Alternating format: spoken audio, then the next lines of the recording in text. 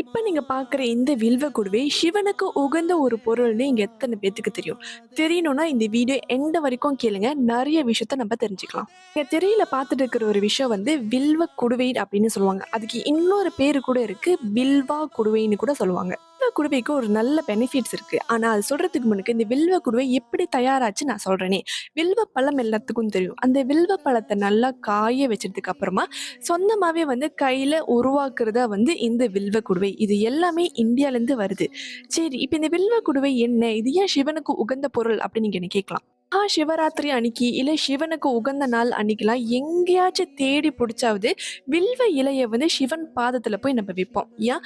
சிவனுக்கு உகந்த, சிவனுக்கு ரொம்ப புடிச்ச இலைனா வில்வ இலை. அதே மாரி தான் இந்த வில்வ பழத்துல செய்யப்படுற இந்த வில்வ குடுவையும் சிவனுக்கு உகந்த ஒரு பொருள். இந்த வில்வ குடுவையில குங்குமம், திருநீர் அதை வைத்து சிவன் பாதத்துல போய் வச்சு நம்ம டெய்லி ரூட்டீன்ல வந்து நம்ம திருநீர் நம்ம நெற்றியில வைக்கிறதுனால சிவனோட பிளெஸிங்ஸ் 100% கிடைக்கும்னு நம்பப்படுது.